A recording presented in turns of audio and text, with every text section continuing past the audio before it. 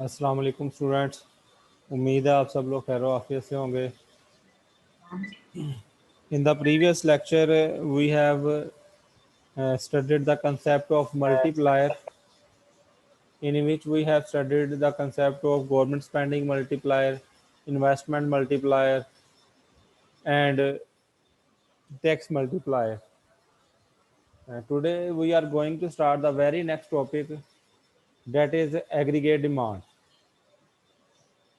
determination of aggregate demand curve. I am going to share the screen.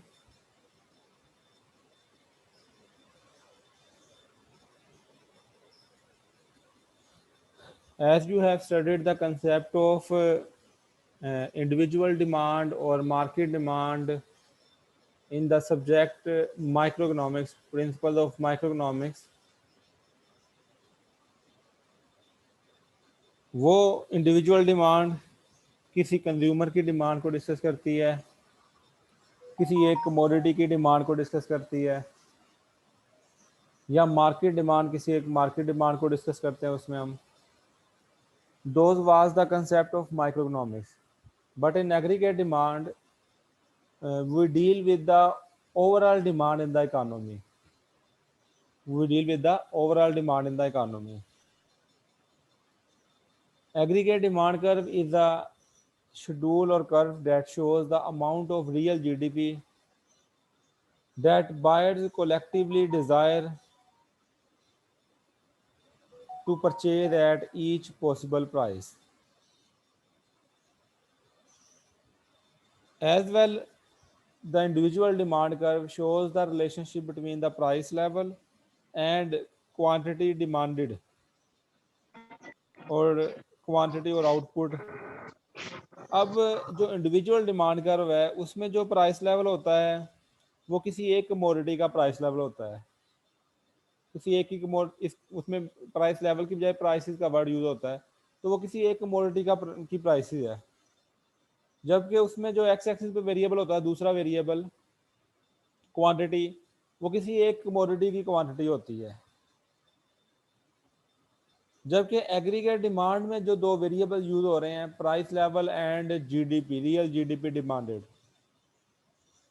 Price level ये पूरी economy का price level है, ये किसी एक कमोडिटी का प्राइस लेवल नहीं है। ये किसी एक कमोडिटी का प्राइस लेवल नहीं है।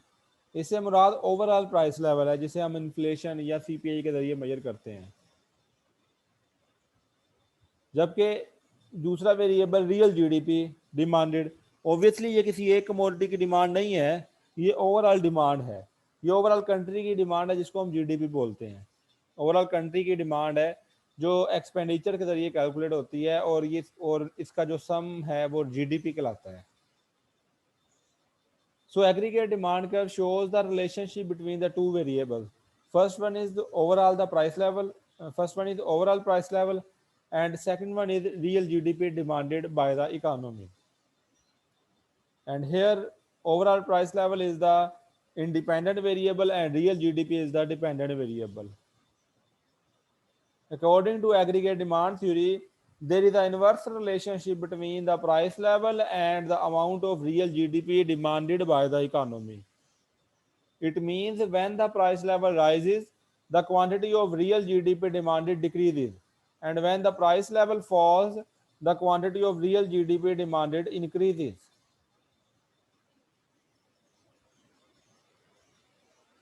The inverse relationship between the price level and real GDP is shown in the following figure, where the aggregate demand curve slopes downward, as does the demand curve for an individual product. आपने individual product के लिए demand curve study किया था, वो भी negatively sloped था।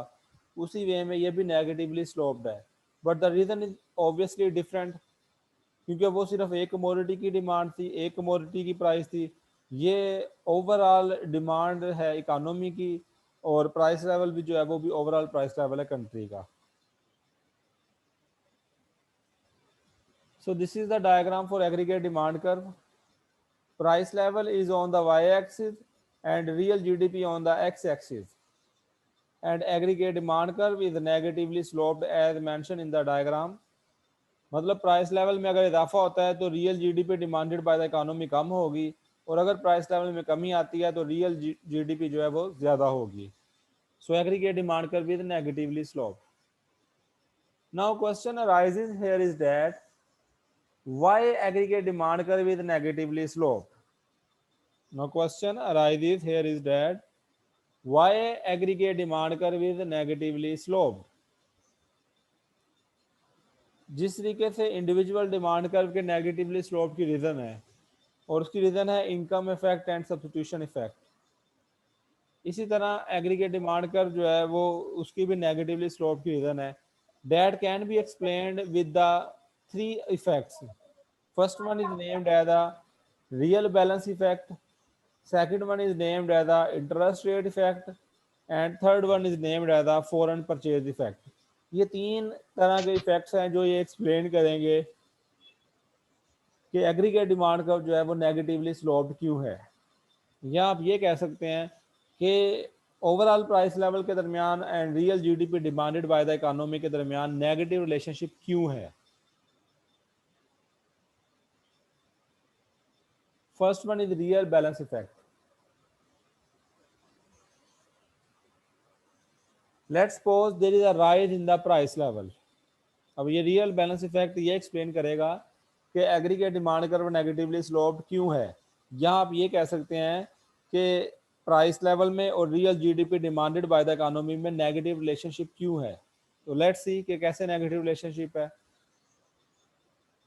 Let's suppose there is a rise in the price level बढ़ जाता है, it will reduce the real value of money. देखें जब प्राइस लेवल बढ़ता है, गुड्स एंड सर्विसेज की प्राइसेस बढ़ जाती हैं, तो इससे क्या होता है, real value of money decline हो जाती है, आपकी करेंसी जो है उसकी वैल्यू डाउन हो जाती है। मीन देखिए ना, प्राइस लेवल बढ़ने का मतलब है कि जो कमोडिटी पहले 50 रुपए की मिल रही थी, अब वही सेम कमोडिटी आपको 100 रुपीज की मिल रही है। तो आपको वो सेम कमोडिटी परचेज करने के लिए पहले 50 रिक्वायर थे, अब उसकी सेम कमोडिटी परचेज करने के लिए आपको 100 रुपीज रिक्वायर है। It means your value of money decline, so your purchasing power will also decline. आपकी परचेजिंग पावर भी डिक्लाइन हो जाएगी। So public becomes poor in real terms. लोग जो है वो रियल टर्म्स में पुअर होंगे। नॉमिनल टर्म्स में आपकी पॉकेट में पहले जितने पैसे थे उतने ही पैसे हैं, आपकी जितनी सैलरी थी उतनी ही सैलरी है, लेकिन रियल टर्म्स में आप पुअर हो गए। क्यों? क्योंकि गुड्स एंड सर्विसेज की प्राइसेस बढ़ गई। जब प्राइसेस बढ़ गई, इट मीन्स कि आपकी परचेजिंग पावर कम हो जाएगी, आपकी वैल्यू ऑफ मनी डिक्लाइन कर जाएगी। So you will be poor in real terms. Nominal terms में आपके पास उतने ही पैसे हैं, आपकी इनकम उतनी ही है, लेकिन प्राइसेस बढ़ने की वजह से आप रियल टर्म्स में पुअर हो जाएंगे, बिकॉज योर परचेजिंग पावर जो है वो डिक्लाइन हो जाएगी। So your spending will be decline, आपके एक्सपेंडिचर कम हो जाएंगे। ऑब्वियसली आप उतने ही पैसों से कम गुड्स एंड सर्विसेज परचेज कर पाओगे। सो योर स्पेंडिंग डिक्लाइन, और स्पेंडिंग को ऐड करके तो हम रियल जीडीपी कैलकुलेट करते हैं, अगर आपको याद हो तो। सो your real GDP will decline. तो आपने देखा कि कैसे प्राइस लेवल के बढ़ने से जो है वो रियल जीडीपी जो है वो डिक्लाइन हो जाती है through real balance effect.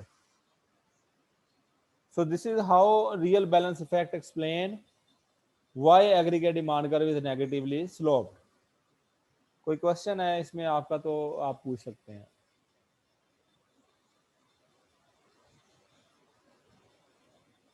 Second effect that explain why aggregate demand curve is negatively sloped is interest rate effect.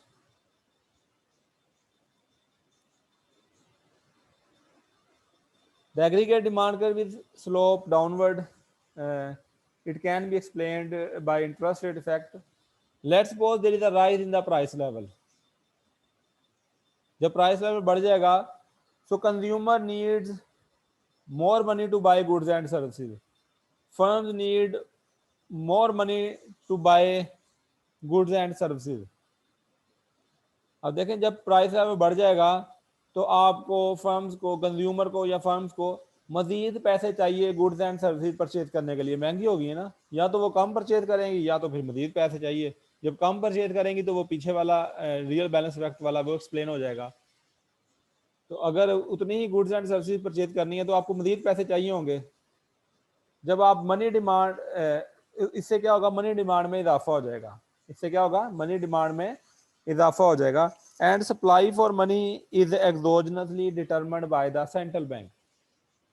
Supply for money is exogenously determined by the central bank. Supply for money is fixed. Supply for money fixed होती है और उससे कौन determine करता है, central bank. जब price level में इजाफा होगा, कंज्यूमर एंड बिजनेस और firms needs more money to buy goods and services to purchase is, so money demand will increase. जब मनी डिमांड इंक्रीज होगी तो इंटरेस्ट रेट इंक्रीज हो जाएगा। कैसे, देखें, जब किसी कमोडिटी की डिमांड बढ़ती है तो उसका प्राइस लेवल बढ़ जाता है। जब किसी कमोडिटी की डिमांड में इजाफा होता है तो उसका प्राइस लेवल भी बढ़ जाता है। और जब किसी लेबर की डिमांड बढ़ती है तो उसकी वेजेस भी बढ़ जाती हैं। किसी फैक्टर की डिमांड बढ़ती है तो उसकी जो है वो उसका रेम्यूनरेशन भी बढ़ जाता है। इसी तरह जब मनी की डिमांड बढ़ेगी तो मनी की प्राइस भी बढ़ जाएगी। And the price of money is interest rate. तो जब मनी डिमांड में इजाफा होगा तो इंटरेस्ट रेट में इजाफा हो जाएगा, और इंटरेस्ट रेट में इजाफा होने से इन्वेस्टमेंट में कमी आ जाएगी, as you have studied in the investment function. आपने प्रीवियसली इन्वेस्टमेंट फंक्शन में ये स्टडी किया है कि इंटरेस्ट रेट में इन्वेस्टमेंट में नेगेटिव रिलेशनशिप है। तो जब इंटरेस्ट रेट बढ़ेगा तो इसे इन्वेस्टमेंट जो है वो कम हो जाएगी। Investment is another important determinant of real GDP.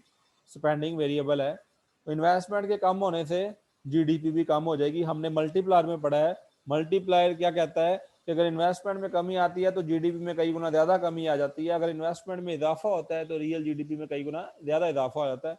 और ये कई गुना है, ये हमने मल्टीप्लायर के जरिए मेजर किया था। तो अगर इन्वेस्टमेंट में कमी आती है तो रियल जीडीपी में भी कमी आ जाएगी। So this is how interest rate effect explain the negative relationship between the price level and real GDP.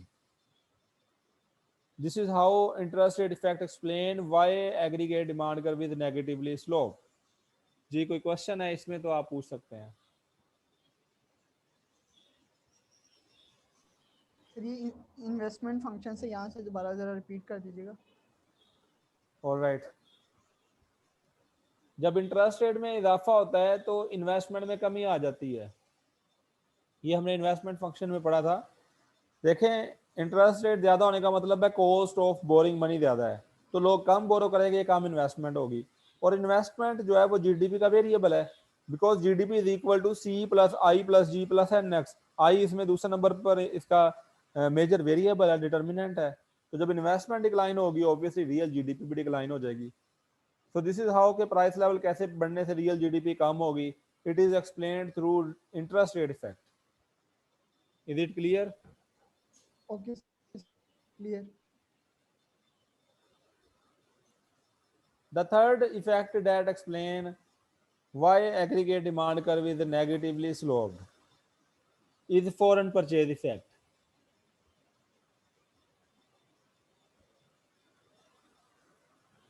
Let's suppose there is a rise in the price level of a country. Country के price level में इजाफा हो जाता है। जब country का price level बढ़ेगा तो ओवरऑल प्राइस लेवल बढ़ रहा है, तो ऑब्वियसली जो चीज़ें हम एक्सपोर्ट करते हैं, बाहर के कंट्री में बेचते हैं, एक्सपोर्ट करते हैं, तो उनकी कीमतें भी बढ़ जाएंगी।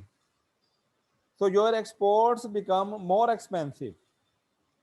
और जब उनकी कीमतें बढ़ जाएंगी तो ऑब्वियसली एक्सपोर्ट्स जो हैं वो डिक्लाइन हो जाएंगी।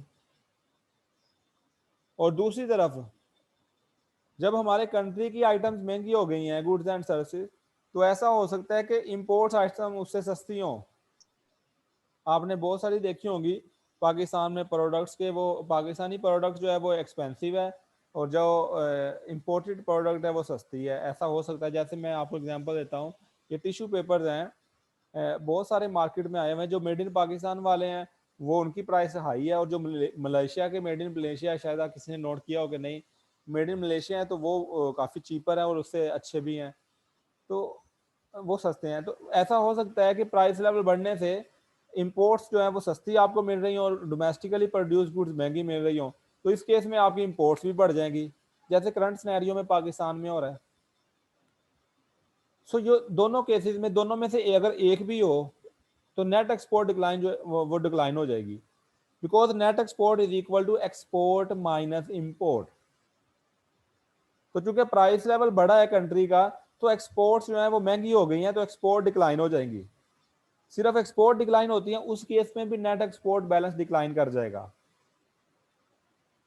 अगर इंपोर्ट्स पे कोई असर नहीं पड़ता तब भी। लेकिन ऐसा भी होता है मोस्ट प्रोबेबली कि जब कंट्री की चीजें महंगी हुई हैं तो इंपोर्ट्स आपको सस्ती मिल रही हों, तो उस केस में imports become more more cheaper and imports जो है वो इंक्रीज हो जाएंगी। तो दोनों केसेस से या किसी एक केस की वजह से भी जो इफेक्ट है नेट एक्सपोर्ट पे वो सेम होगा, net export will be decline. So your real GDP will decline, because real GDP आपने फार्मूला जानते हैं, GDP is equal to expenditure method से अगर हम कैलकुलेट करें तो consumption plus investment plus government spending plus net export. तो जब आपकी नेट एक्सपोर्ट डिक्लाइन हो जाएगी तो रियल जीडीपी डिक्लाइन हो जाएगी। So this is how foreign purchase effect explain why aggregate demand curve is negatively sloped. Is there any question? No sir clear. This lecture is from the book of economics by McConnell, Brew and Flynn, 18th edition, chapter 29, aggregate demand and aggregate supply. यहाँ तक आप कर लीजिएगा, इससे regarding कोई question है तो आप पूछ सकते हैं।